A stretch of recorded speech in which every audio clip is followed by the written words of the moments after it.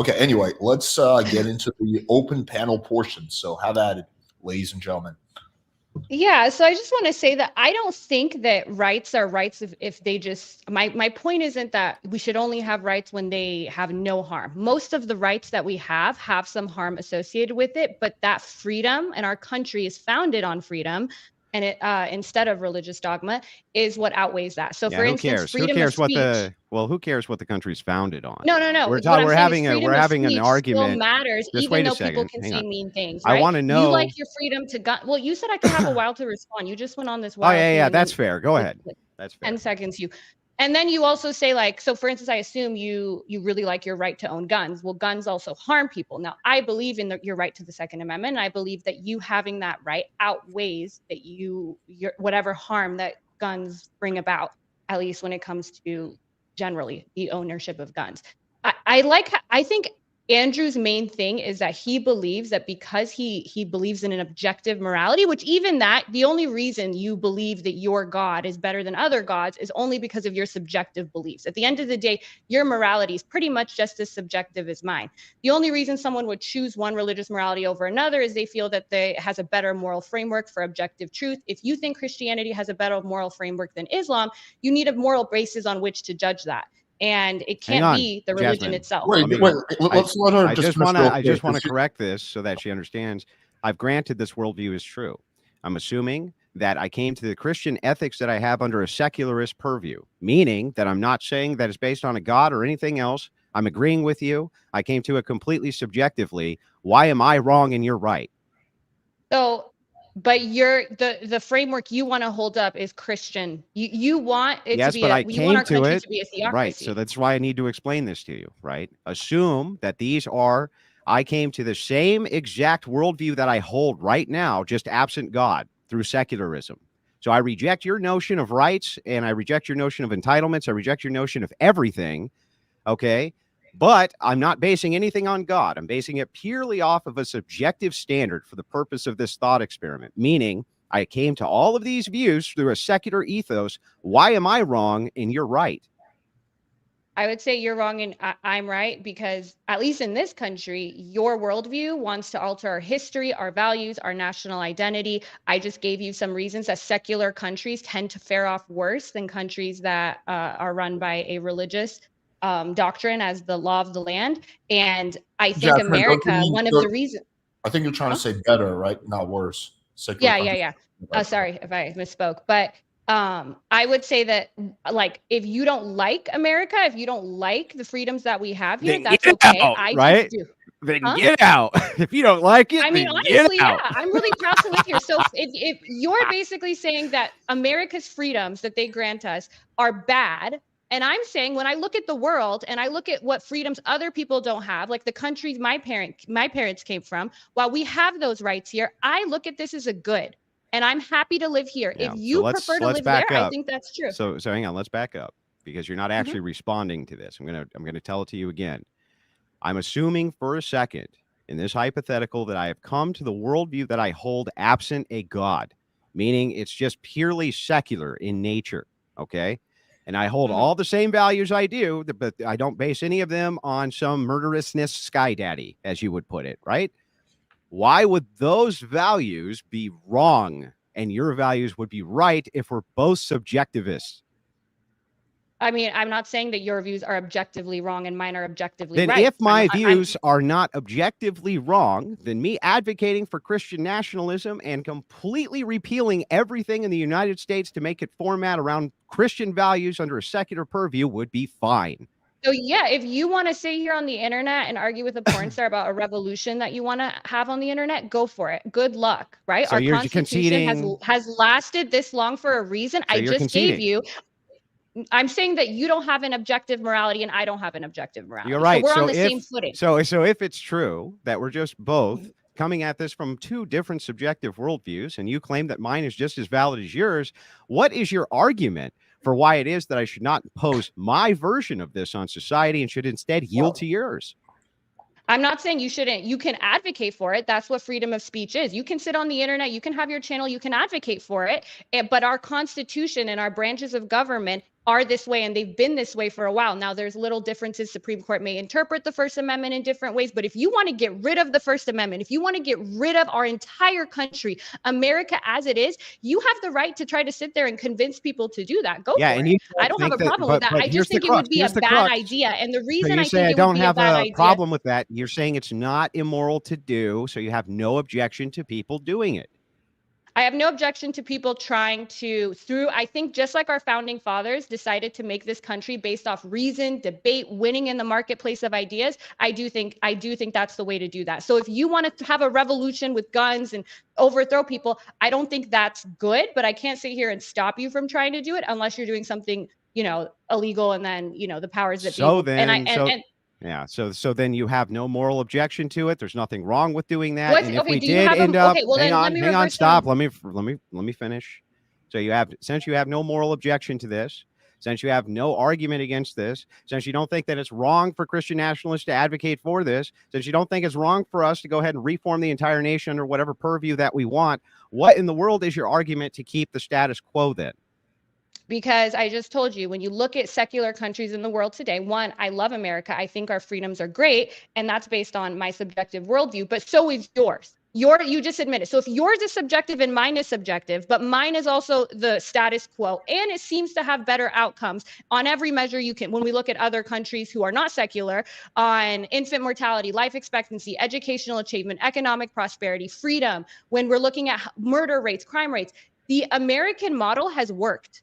And so if you want to come in, you're the burden of proof is on you. You're the one that wants to get rid of the status quo. You want to get rid of our freedoms. So you have to explain to me why yours also subjective worldview. There can't be a burden of proof placed on me to prove something which you've already declared is not immoral and not problematic from your purview. What burden of proof should I bring to the table? You've already said this.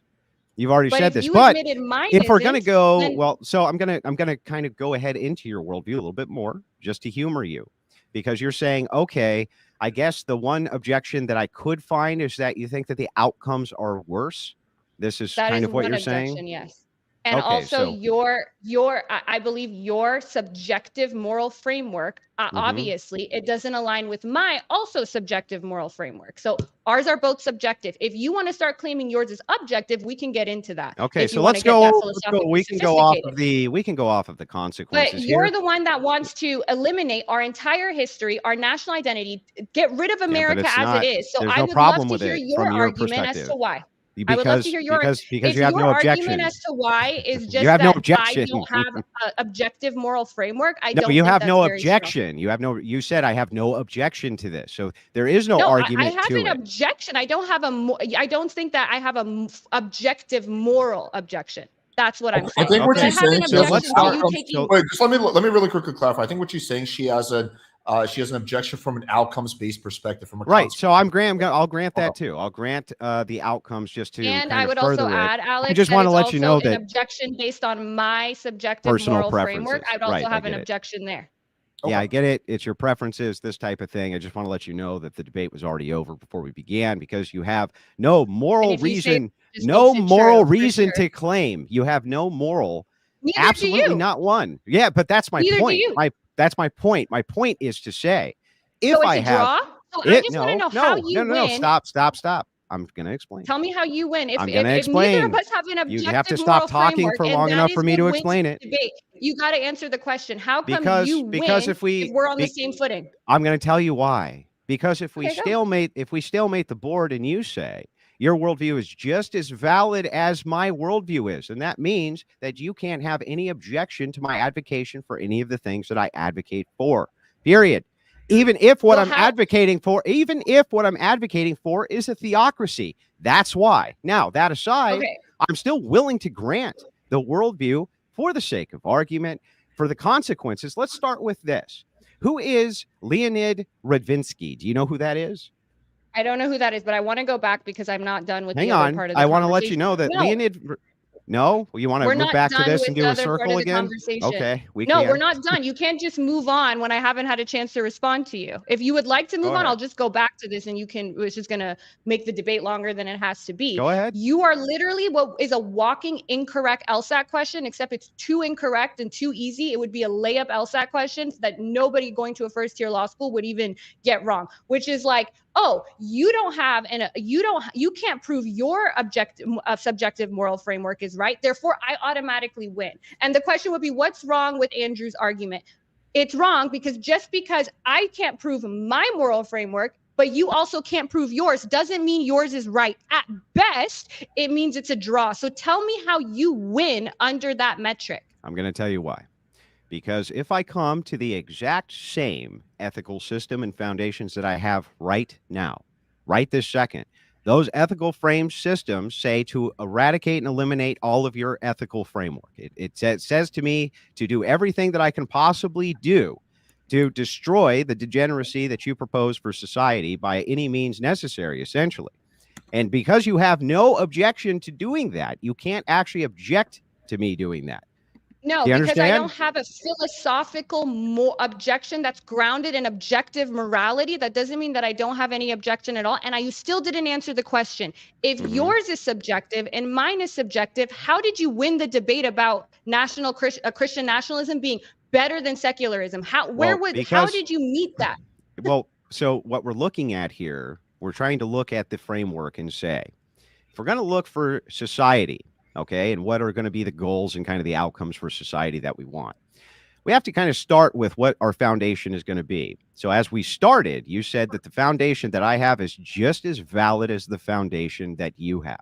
Under the purview, yes, but now you hang on. Have a better philosophical if you will framework. stop, I'll explain the rest of it. The flip side to the coin now is I can say this, but because I'm a theist and I do believe in objective morality, right? Even though I granted your worldview for the sake of argument, I have a divine command to destroy everything that you would consider that you hold dear, right? And you, though, have no objection to that.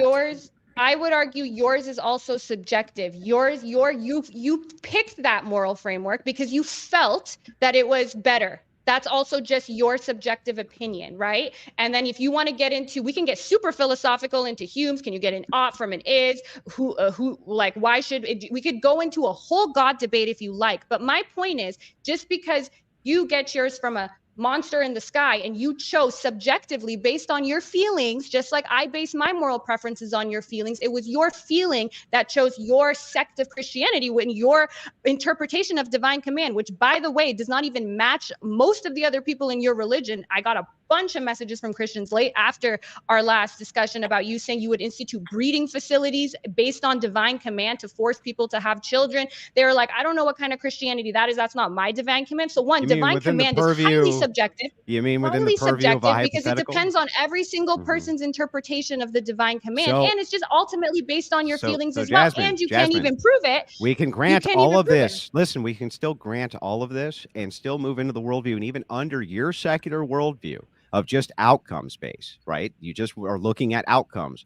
I can still demonstrate that the society that I want has better outcomes than the society you want, thus forcing you to concede to my worldview as well. Let's go through it. Let's get there. No.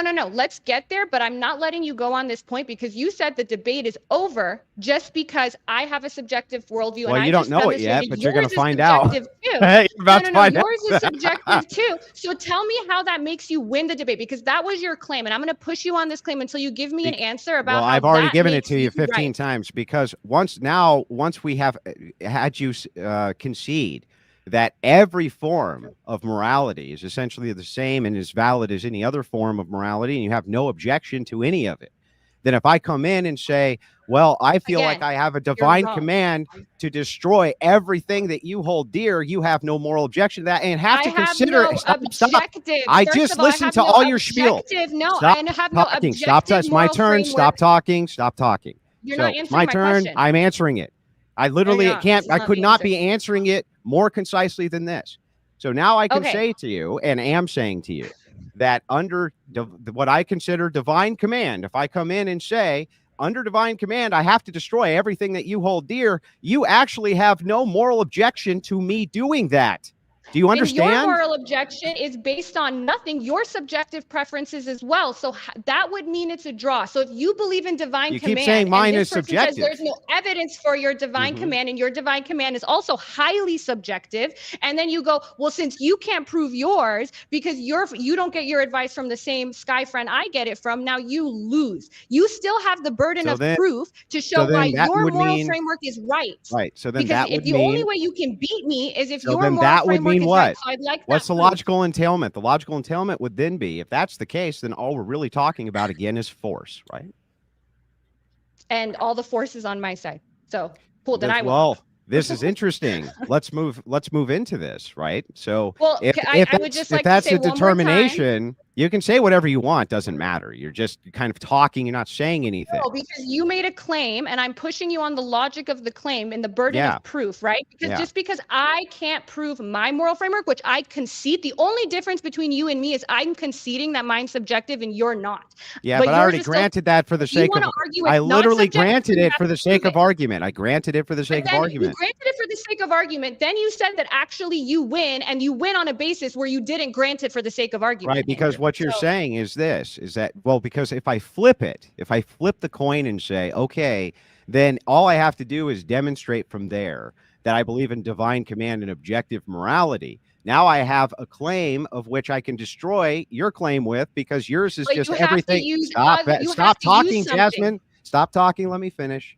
So again, what ends up happening is this. Once it's flipped, now you can see that all claims that you make are just as subjective as all other claims, and you believe that all of them are just as valid. The distinction is you could be one of these types of atheists who believes that all claims are not equally moral and that all claims are not equally valid. But you, in your stupidity, actually made the bold claim that they're all equal to all other claims. So if that's true, then any fucking thing that I want to do, you can't have an objection to. Doesn't matter what it is. That's not how logic works. And if we're going to go with the philosophical sophistication that you're at, then I will take the Sam Harris well-being view. The only reason I don't take that is because there are still philosophical premises that aren't met. But where you're arguing from, especially when you say that because I have a quote-unquote objective world, you didn't grant it, and the debate is already over somehow because yours is subjective and mine is also subjective, at least for the sake of argument. But now that the argument's over, mine's actually not subjective, and I'm telling you that yours is. You now have to prove. You have the burden of proof because you've already validated that my worldview. You've already validated my worldview is just as good as yours. That's why. I didn't. What I'm saying is, you said it's not, though. You have the burden of proof. So what do you mean? I'm not saying I already granted it. I already granted it. I already granted it, and you say it's just as valid. You granted it just to take it back to make an argument. So then if it's just as valid, as your worldview, what's your objection to it? I'm saying it's a draw then, because if our moral, you're saying it's not a draw because it's just as valid. That's not how burden of proof works. This is like logical reasoning. I just want you to concede that it's just as valid as your worldview. If you concede that either your subjective framework is, you have a subjective framework too, or you prove that yours is somehow objective, then you have to concede as well that we're at the same level. You're not at a point above me. Yeah. So for the point of the argument, I've already done that. For the point of the argument, I just said I'll go ahead.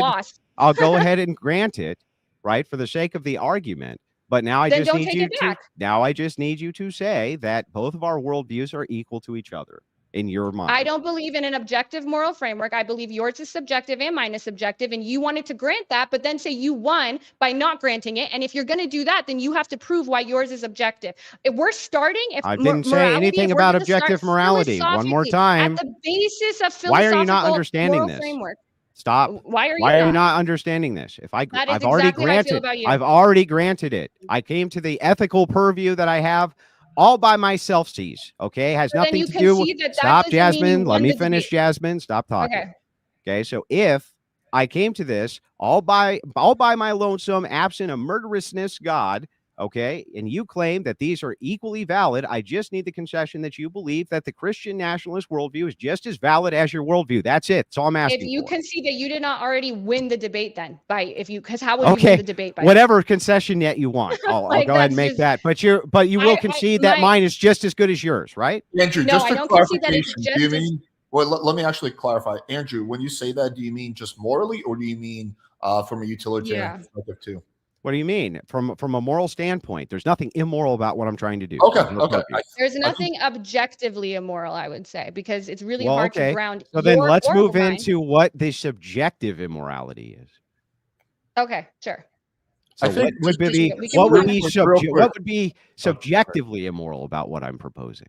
Well, if we're going based on my moral preferences, I think that a lot of outside of the fact that there's no evidence for it, a lot of the policies you purport to believe in, such as in our last discussion, instituting breeding facilities. If 80% of women, you said that if 80% of women were dying during childbirth, that you still believe that they should be forced to have children in breeding facilities if necessary. I believe that that is based on my moral preferences, which based on your moral preferences that you pretend come from divine command, even though most other believers don't even think that that's what divine command would say. I would say that that's bad for society. I would say that sacrificing 80% of our women so that we can have babies for whatever reason, so that the future generations can flourish, is bad based on my subjective moral preferences. I also think when you look at the data and you look at the difference between outcomes in secular countries versus our country, that is also, in my subjective opinion, shows that it's worse, but also objective measures of outcome also show that it's worse. Lastly, I would say that our freedoms, as I love America and I love the freedoms that we have, that could be a subjective opinion. If you want to take those freedoms away, I don't think you're just going to have issues from me. I think you're going to have issues from a lot of people, because if you want to destroy America, which is basically what you're saying you want to do, you want to destroy the foundation of it. You want to take away what our founding fathers have built. You want to take away our Constitution, essentially, to institute your subjective worldview. I need you to make an argument for why that should be the case, especially when you have no enforcement. And if you think rights come from enforcement, at the moment, you have nothing. All you have is words and a degenerate porn star that you're arguing with on the internet. Yeah. So, okay, can I move into these points now? Is that okay? Or are you going to like kind of overwindedly say nothing again? So first and No, I wasn't foremost, saying nothing. as we move into the hypothetical, you say that from your subjective worldview of your own personal preferences that I'm wrong. Just like from your subjective worldview of your preferences, I'm wrong. Before So again, you do it's an a draw. internal critique, answer my question, please. No, yes, so we're at a draw. That's the answer. Okay, so the answer, the answer would be yes or no. So are you saying that I'm wrong, that I would put 80% of women, rather than have the entire population of the world go extinct? But not in an objective moral way. And you don't have one either. Okay, so again, if you want to go back into this are you topic, ever, go back I into just this need you to topic. answer the question. That's it. The I don't need you to question- give me, I don't need you to give me additional bloviating. I Just answered would the question. appreciate if you would just say yes or no, and I'll do the Andrew, same thing for you. re-ask the question, please. So yeah, so just answer yes or no, please. So you're saying, and I want to make sure I get this correct, that from your subjective preferences inside of a hypothetical where it's either the world is going to go extinct or I have to force women to have children, that me forcing them to have children rather than allow the human race to go extinct, that's immoral. That's wrong. Yes. Okay, That's so immoral. all of humanity operate off of the subjective preferences of Jasmine Jafar? No, just like they shouldn't operate off So the who should preferences they of Andrew Wilson. operate off of? I think that's why we have checks and balances. We have a system that we've created with representation. We have 3 branches of government, and we have So a the majority? constitution that has made this one of the greatest countries on earth. That is a secular constitution that takes freedoms and takes God completely out of it. Our founding fathers did, for a reason. What are we appealing to for whose morality we're going to use, Jasmine? Well, you're wanting to change the status quo, Who right? are we appealing to, Jasmine, for our morality? Jasmine, answer my question, Jasmine. Who are you appealing to? I think we're appealing to. Let's just say I'm appealing to myself for the purpose of the conversation. Okay. I'll just say I'm appealing to myself. Who are you appealing to yourself? I'm appealing to myself, our institutions, and the best minds in the world, having reasoned, debated the scientific method, empirical evidence. That's who I'm that's who I'm appealing to. Now I want you to tell me who you're appealing to, since I answered your question. I've already again. Right? I'm still inside of your worldview. Happily, I'll just say appealing to me. So if I'm appealing to me and you're appealing to you, who the fuck do we go with? Me, because I have all the enforcement, which you love, and I have all the institutions on my side. So if you want to change the status quo, you have a lot more work than I do. When I'm saying, hey, I love the foundation of our country, it's good. So I would love for you to give some arguments as to why you want to destroy America for your well, you don't understand. I'm actually giving you the arguments. You don't even know I am. So ultimately, what you're saying, what it boils down to is might makes right in your worldview. No, I was appealing to your worldview. I'm saying that what wins in the marketplace of ideas, now, sometimes that's not what I agree with. Sometimes I disagree with the decisions the Supreme Court makes. Sometimes I make those disagreements, but we have a social contract when we live in this country, and I don't think you're violating it by advocating for your position. Now, if you want to take guns and start shooting people, I don't think that's you. This does But not answer sometimes to the question at all. If you have a subjective set of stated preferences and appeal to yourself for what is moral, and I do the same and appeal to myself for what is moral, what is the threshold breaker for how we are going to make the determination of what we're going to do, Jasmine? I think then at that point, because we're too random, we're two single individuals, then we look at the framework we already exist in and the foundation of the country we already exist in. And the foundation of the country we already exist in, America, which a lot of people what are if the proud foundation of of the country is that we march people up on top of a pyramid and we cut their heart out and we sacrifice it to the sun god, Jasmine? That is subjectively, I would think that's wrong. Now, one of the reasons, like I said in my how opening, would you I'm know proud that to live was in this wrong? You country. said that's the threshold breaker. The threshold breaker is to look at your institutions and to look at your society. No, and that's I the said threshold breaker for what's moral. this debate. The threshold breaker for this debate. The threshold For breaker this debate. for moral framework. For the on which purpose moral of this framework debate, is you correct. said the There is threshold no- breaker. There is, if we're going, no, I would, because the debate is which one's better for society. So I was taking it by that question. If we're just going to go which one's right morally, then it's a draw. There is no I'm right. asking There's no right you. for I'm either. asking you this question again, one more Mhm. time, since you just avoid it like the plague. I feel like I've answered it. If you're claiming, you make the claim, hey, all of my morals come from my own subjective preferences and nothing else, and so do yours. And I say, okay, I'll grant that and agree with it. We have an argument about what we should do with society. How do we make the determination as to which ones we go with, Jasmine?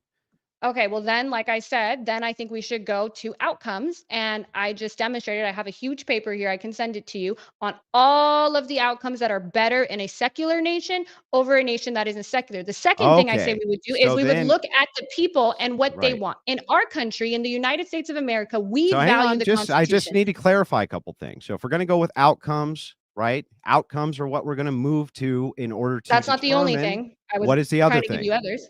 I said outcomes, and we also need to look at what the people, like what the marketplace of ideas. That's why we have freedom of speech in this, because then it allows someone like you who wants to topple America to tell me why you want to topple something that's so valuable to the vast majority of people in this country. Yeah, so but I would that would like be to hear your outcomes again. arguments as That to would why. be What? outcomes again.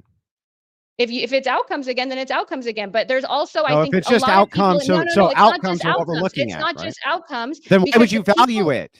Then why would you the value people it? in this country, the people in this country, most of them share the same subjective preference that I have about the importance of the freedoms that we share, and they love America for those freedoms. So you also have that hurdle to go after. You may be able to go to a different country and say, hey, look at these outcomes.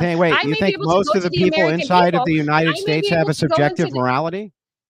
I think most of the people in the United States have a subjective morality, because I think everyone has a subjective morality. And I think that their preferences align with the fact that we have certain freedoms, and those freedoms actually, in some cases, can overpower outcomes, like in the gun example. While guns definitely have negative outcomes, I think most people in America would say that we still want to keep this freedom because our moral subjective preference is that it is, but that is the majority of people. Well, then that would be a better outcome. I want to really quickly. Well, hang on. We're getting somewhere. We're getting somewhere. I'm just going to literally ask one question. I just want to clarify. You're fucking up the flow, man. Let me just finish the question. Fortunately, it's my chance. I can do whatever the fuck I want. So, Jasmine, I just want to clarify your second point. So you're basically saying that in addition to outcomes, the other metric that we would look at is the popularity of people's preferences, right? Yes. Okay. In a democratic society, that's why we have a democracy, and I think a democracy is good. So yes. Okay, gotcha. Okay, keep going, Andrew. Okay, so anyway, all of these preferences that you're pointing to are outcomes. So if you say like, hey, society has determined that even though maybe there's like some negative outcomes, they gain more from owning guns than they don't gain from owning guns, that would still be an outcome. That would be a determination of outcome. So everything that you're really after is a determination of outcome. So it's all outcomes based. So why didn't you start with the moral objection of outcomes. That would have been far better for you to do. Well, So because if it's just, I was taking critique of you started it with the yeah, so moral if thing. I it's actually, just, in my opener, you went through this whole thing about rights and subjectivism. That's yeah. why I went there. My opener actually was about the foundation, about freedom, and about outcomes, and then you switched the debate So over here. Now you're if it's complaining just about. outcomes, if it's just outcomes based, then we'll move into the outcomes base of this from your purview. So now we understand at least what it is that you value. You really just value outcomes. So if that's I value true, outcomes and democracy, yeah, yes. okay, But I got think it. That our because you think it outcomes leads to the tend to better be outcome. Because you think it leads to the better outcome. That's why. So you're a democracy leads to a better utilitarian. outcome. So yeah, you can take Yeah. everything back down to that, just like you can take everything back down to preferences and like completely eliminate even free will with this. So I don't know Well, what it's you're trying to not do here, how preference because it's not philosophically really sophisticated you because want it's to not get. preference based if you actually are valuing outcomes. It's not really just preference based because you think outcomes are what we should be valuing, not Jasmine Jafar's personal preferences, But right? also the moral preferences of the majority of the people in a democratically free in a Because you democratic think and that free that leads to society. better outcome, Jasmine? Yes, and everything I Okay, do well, also then it's has because I outcomes. It's believe all in better just outcomes. My evaluation of moral subjective outcomes. framework also, but I want to make sure It's just all to note just for the audience outcomes. that outcomes can also mean, because like the example I gave, having guns in this country may lead to worse objective outcomes in the amount of deaths, etc. But I think, and this part you're right, that the outcome of keeping it matches the moral preference and matches the viewpoints of most people in our democracy. And so therefore that outweighs that negative outcome, which is also a different way of looking at outcomes. So Okay, yeah. great. Okay, so now that we've got this established, finally understand what your actual moral framework is, I'm going to ask you this question again, if you don't mind. Do you know who Leonid Radvinsky is? No. Okay, he is the founder, he's the owner of OnlyFans. Okay, that's Okay. who he is. And he made over $300 million last year. Okay, he managed to Okay. pay himself $1 million a day in 2022 via dividends, right? In this particular case, would you consider yourself to be a prostitute and him your pimp? If it's like if we want to really get down to it, sure. I keep 80%, he keeps 20%. Would you consider Patreon or YouTube? Like if Patreon's taking 20% or if Substack's taking 20% of your income, are they your pimp and you're a prostitute? Except Well, for no, mine is because selling there's no sex. prostitution. Because So, it's not sex. If you want to say yeah, that just sex is because mine is prostitution. sex That's correct. and Patreon isn't, then sure. Yeah. Okay, so right, so you're a prostitute. This is your pimp. Can you tell me why that's a better outcome for a person, better utility for a person than being a mother of 3 in a loving home? I never said it's better, but I would say that it's better to live in a society that grants people freedoms. We have certain civil liberties, and one of those is the determination in what kind of occupation we want to have and what's best suited for us. So for me, I And enjoy all this. I make a rights ton and of all money doing this. rights are all these rights that you are alluding to. All of them have limitations which are placed on them in lieu of responsibility and duty. Correct? What do you mean? Can you Well, explain for an that? Expand on that example, if further? you look at the Second Amendment, right, the fight over the Second Amendment is what responsibility people have with gun ownership. Correct? True. Same And I fight think over we the have a First Amendment, right? responsibility. Yeah, we also have, yeah, so in Hmm. that case, yeah, we have a responsibility with OnlyFans to make sure we don't have like children doing what I'm doing, and there should be certain regulations. I do pay my taxes. I'm a 1099 employee for the IRS. Hmm. So yeah, I do think regulations are good. So if the outcomes here, which you're looking at, if you want to make the claim that the outcome is good for a woman, right, you should be maximizing the outcomes, correct? So how can you Yeah. explain how it maximizes utility? The outcomes are better for society. From my worldview, to say no more prostitution, I want to see more women at home with their children raising their families versus being prostitutes on the internet. Can you tell me why it is that your worldview maximizes the outcomes and mine doesn't?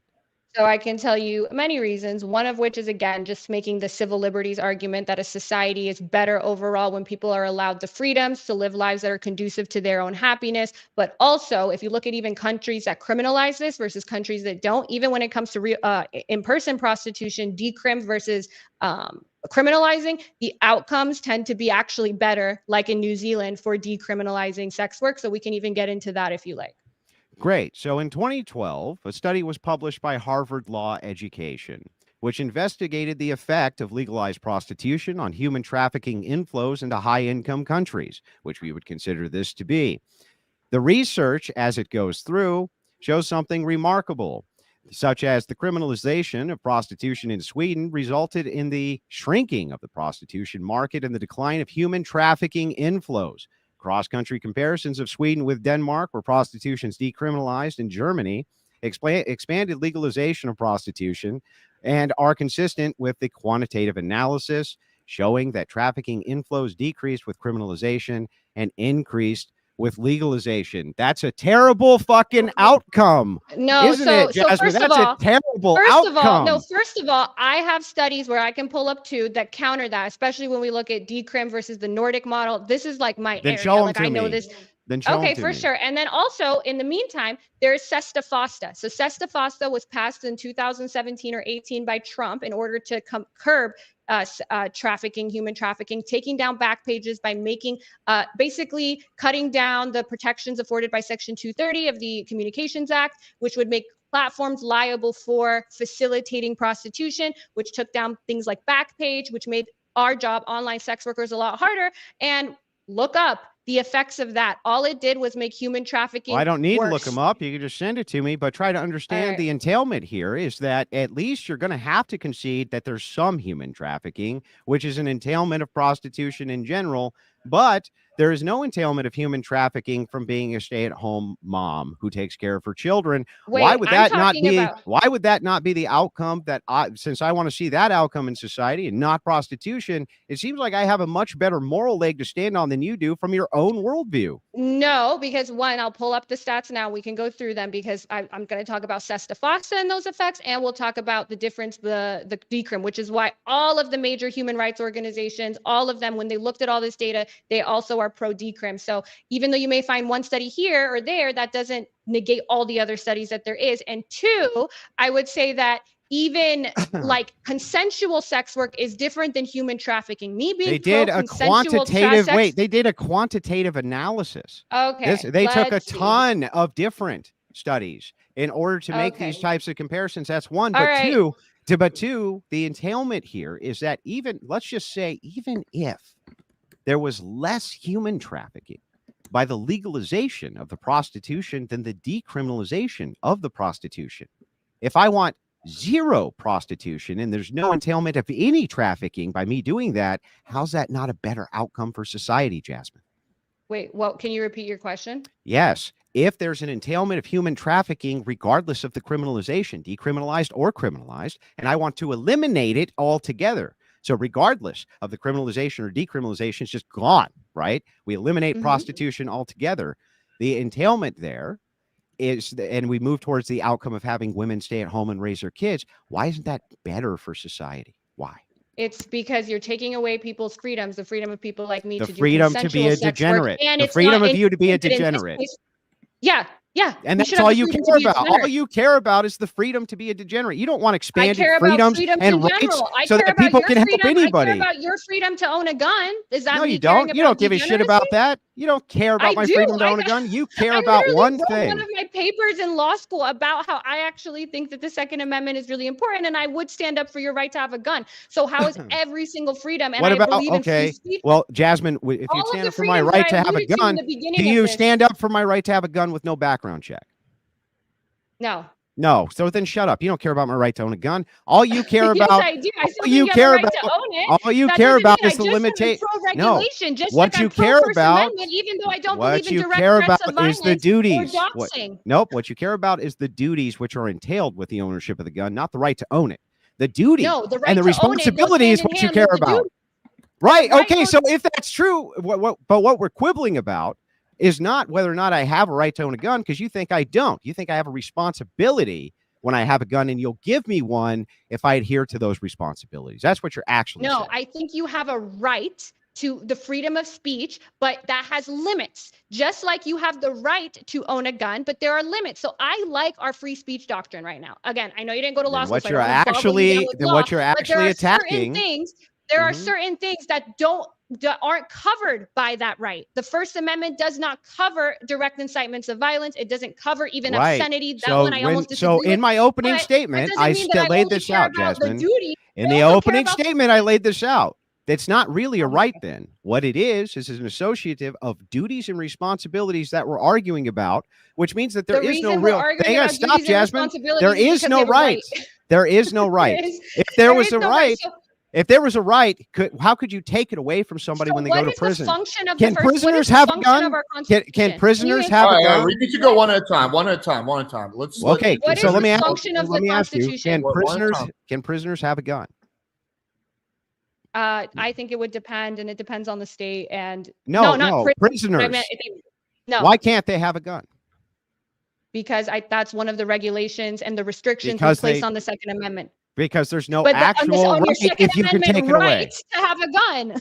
So it's an entitlement. A right doesn't mean. So it's an entitlement that you can take away, right? I have a question. If a right has limitations on it, does that make it not a right? Are the only rights ones that have no limitations on them? Yeah. So I would argue that what a right is actually. And so what our Supreme Court. What a right is actually is an entitlement, and that the entitlement is subject to duties and responsibilities. It's not actually a right. And most of the rights are agreed upon by humans and enforced by society. Rights are entitlements which people have that you claim that people have, but you can take them away whenever you choose to. It's not really a right. It's not whenever you choose to, Andrew, because if it was whenever we chose to, you wouldn't be sitting on the internet fighting with me. You would be living the life you want. You have no way right now to stop me. Unless there's a lockdown. Unless there's a lockdown. Dollars on OnlyFans. Yes, you can. The president could literally come out and take away your rights tomorrow via an executive order and declare martial law and suspend all rights. Yeah, good luck with that. There's a reason that hasn't happened this whole time. No, it has. It has happened. There has been martial law in the United States. What are you talking about?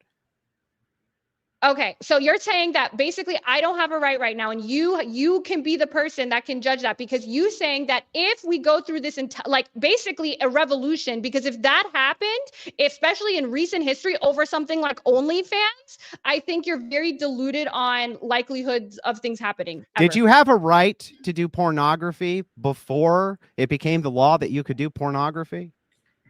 I think I had the right to do pornography before a law came that prohibited me from doing pornography. So laws and rights work if you have them until there's something that tells you that so then don't cite the Supreme Court and things like this then as an affirmation for why you're correct that you have such a right when you were not allowed to do porn just 50 years ago. Wasn't even legal for you to have the type of society where you could have that kind of pornography. Well, not even nudie magazines, things like that. There's heavy restrictions on all of it. There was times in American history where it was completely outlawed. Do you know what the obscenity doctrine actually is?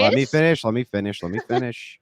So again, there have been doctrines where pornography was completely eradicated from American society. So I don't know what are you saying, though? What I want you to say one way or the other is you believe that a woman doing pornography is a basic human right absent law. Our obscenity doctrine always had a reference to the community standard, which is why when pornography became a thing and people started doing it on the internet, even if simple places were you can't do it in the city. I've went through the whole obscenity doctrine. You can't have a billboard across a movie theater where people are driving because of whatever reason. At the end of the day, based on community standards, which is why the internet, because if you're going to places to find porn, it would fit that community standard. So it wouldn't be a violation. And the reason I brought up the Supreme Court in the first place, because I'm responding to you. You can't just say this whole thing, ask a question, and when I'm responding to the things before the question. Yeah, but I'd like you to answer to the actual question. It's relevant to what you just said. In the last 5 seconds, how's it relevant? You told me, why did you bring up the Supreme Court? I'm telling you, because you said rights are only rights if they have no restrictions. And my whole point is we have rights in our Constitution that are then interpreted. Now, you're right. That interpretation could change. That interpretation could change tomorrow. I'm not but did you have a right before they interpreted it as a right is my question. Yes, until something usually is outlawed, you have a right. Okay, so you think you have to be breaking a law in order. When it was outlawed, do you still think that you had a basic human right to do pornography even when it was outlawed to do pornography? I would say with my moral subjective preference, yes, but I didn't have a right in this country to do pornography. And what made it a right to do that? My subjective moral framework is because you wanted it, right? Because you wanted it. Because I don't want you to have guns at all, but I still believe in that principle. My principle is that people should have the freedom to purchase and sell sex between two consenting adults. That is the principle that I always had, even before I did porn. This was, if you asked me 5 years ago when I was just in law school, I would have said the same thing. Okay, it's not because so then pornography is a basic human right by your estimation. Being able to sell and purchase sex, I think should be. Okay, but this conflicts with your outcomes-based society and duty unless you can construct. Then tell me how it is that the outcomes for this world that you postulate, where you can be a prostitute whenever you so choose, and you can essentially devalue yourself in every way possible, which leads to non-reproductive ends most of the time, by the way. How could it possibly be that that society's outcomes are going to be better than the one that I advocate for, where this is outlawed and instead we focus on the family unit? How is my society worse? So let me ask you this. If we just go research for research right now, if you put up your research and I send you research, are you okay then with going with whichever outcome or whichever research is more heavily swayed in one direction? Because it seems like you are. Yeah. Is that okay with you? I don't even understand. Can you answer this question? What's the question? Okay, so just listen to me, okay? And I'll give you plenty of time to respond. We could actually have a productive conversation, but listen to what I'm actually saying to you. The entailment, no matter what, of prostitution is going to lead to worse outcomes. No matter what. It's going to lead no matter what, it's going to lead to at least some kind of. And what's your evidence for that? Because it's no matter where you have prostitution, you have human trafficking. No matter where it's legal. Even in places where prostitution is illegal, though, you have human trafficking. Okay, but the distinction is that you think that it's a human right to do this, and I do not. So I would move towards a world where no prostitution even happened anymore. That would be the ultimate. Stop. That would be the ultimate goal of my world. Would be to get rid of it altogether, whereas the ultimate goal of your world would not be. So if the ultimate goal that I had, which was achieved, was that there was no more prostitution, how would that be a worse world than the one I postulate, which is there is no prostitution and moms, we focus on families and moms? Your world. So then if you're going to go with ideal world and make it completely unrealistic, because actually the countries that ban it have a lot of both prostitution and trafficking. But if we're just going to go with ideals, and I can make up my own ideal and say consensual sex work is okay, but human trafficking doesn't exist in my ideal worldview. What kind of fucking hypothetical is this? We can just make up we can just make up worlds. It actually can't. So under your worldview, if there's an entailment, there is an entailment that if prostitution is a human right, which is what you've got them saying it is. This is a human right. It's a right for everybody to do this sex work, right? You consider this to be a fundamental right, even absent law, With consenting adults. So we can't even work towards a world where you could outlaw this, even knowing the human trafficking component and the bad outcomes to it, because you consider it a basic human right. The distinction is I don't. My world then becomes possible and yours does not. No, your world. Okay, I just want to note this for the audience. Andrew thinks you can absolutely, in his world, eliminate all prostitution and human trafficking. If we're going to go that tell me the contradiction. Like prohibition and all of the tell things. Me the contradiction. War on drugs, that worked out so tell well. Me the contradiction. Huh? Tell me the logical contradiction. I just told you yours. Tell me mine. The logical contradiction is that you're saying that your worldview of this hypothetical world where we get rid of prostitution is viable, but my worldview that we get rid of I'm saying that I'm saying mine's possible. Yours isn't, because you believe that prostitution is a human right. So you could never actually move towards a world absent prostitution, and entailment of legal or illegal prostitution is going to be human trafficking. Whereas I say we could move towards a world where you did not have any type of prostitution whatsoever due to the virtues of society. I think we can so this problem's eliminated. I think we can move towards a world while keeping and decriminalizing consenting adults from prostitution and human trafficking. Your argument hinges on human trafficking and consensual sex work being linked inextricably. That we can't put resources into stopping. It's not, though. It's It not. is. And FOSTA and the outcomes of FOSTA are just one example of, just like we had with the war on drugs, just like prohibition, that sometimes outlawing something doesn't get rid of the problem. So for you to say that and I like how this is ideal too. So in your ideal worldview, we can get rid of prostitution and there will be no sex trafficking. But in my worldview, where I'm saying in my ideal world, we can keep consensual sex work, but put our resources into stopping non-consensual sex work. That's impossible and isn't even logically sound. That is absurd. Unless you don't believe, then the only bullet you would have to bite here is to say that you believe that you can enter into some kind of paradigm where sex work, the way that it is right now, is a human right and everybody can practice it, but that you also believe that there'll be no human trafficking associated with it. I don't think that's realistic, nor do I think it's realistic to be able to eliminate it by trying to decriminalize so you don't believe, it everywhere. So then you do believe that an entailment of prostitution is going to be human trafficking. I think human trafficking is an entailment of life. That's the difference between you and me. It's an entailment of life? Unfortunately, I don't think we're going to be able to extract. So we can't even move towards a world without it because it's just an entailment of life. Can't move towards a view. I said I don't believe it's realistic that the outcome is going to end with zero trafficking, but that doesn't mean I don't believe we should move towards that. But you do believe. You are literally a walking logical fallacy, Andrew. What's the fallacy? Give me the fallacy. Yours. Okay, so you're saying what's the fallacy? What's the fallacy? Tell me the fallacy, Jasmine. The fallacy is also the burden of proof one. What's the fallacy, Jasmine? I just gave it to you. That's the burden of proof fallacy. Wait, the burden. What's the fallacy? Yes, it is because you take yours as just true. You're like, oh yeah, I can work to a world where we just eliminate it all, but you can't. And I'm like, well, what's your reasoning for that? What's the proof? Oh, I can't prove it because you can't prove yours. That's a fallacy. Not what I said. What's the fallacy that I stated? It's possible. What's the fallacy or contradiction? What? That's the What's contradiction. The fallacy or contradiction? There's no contradiction. There's no fallacy. There is name the fallacy. Everybody look up burden of proof fallacy. He's basically saying he doesn't have to prove why his is right and mine is wrong. I've already proven it. Because what do you mean?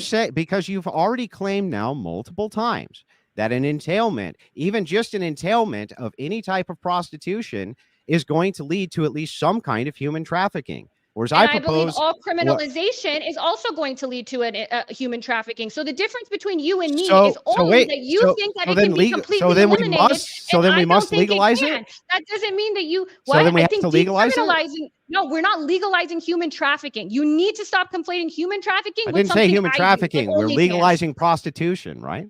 Legalizing prostitution, if you don't know the difference between consensual adults engaging in sex work and someone being forced or trafficked, that's on you. Right, but what the entailment is the entailment that you're saying, though, is that all forms of degeneracy must be legalized and decriminalized because people are going to do them anyway, right? So no, that's not what I'm saying. Isn't that what you're saying? I'm saying is that I'm saying that we have certain rights and liberties, and trafficking is something that happens, but it happens also in places where it's completely not a right. Therefore, maybe trafficking is a separate issue from consensual sex work like OnlyFans. OnlyFans is really hard to traffic someone on OnlyFans. You have to have a bank account that goes in your name. You need to have a consenting. You need to send in your ID. You need to be taxed by the IRS. You need to be confirmed by the IRS. So can you explain to me how something like OnlyFans is contributing to human trafficking when countries that have it banned have just as much human trafficking? I don't understand this argument. Prove that the countries that have it banned have just as much human trafficking as the countries which do not have it banned. I would like to actually I think we should go ahead and do that because you've said that a few times and Andrew seems to disagree with that. So if you can pull that up, I think that'd be helpful. Yeah, and in the meantime, I want Andrew to contend with if we're looking at outcomes, why the secular countries tend to have better outcomes, and I can link you that because I already have that. Let's talk about the fact that women suffer from higher rates of mental illness, and let's talk about the maternal death rates, which leads into topic 2. Okay, hang on. You want me to give you the reasons for the outcomes, right? The outcome distinctions. Give me the reason for it then. Tell me why the murder rates are higher. But you have to stop talking because as soon as I launched into it, you cut me off immediately. So let's talk about this. Let's get into the fact that the Western nations cannot reproduce their own populations. They can't do it. The birth rates are all on the decline. Every single Western nation cannot reproduce itself, and must instead focus on the theist nations to pull in immigrants to replace their own domestic populations. That's one.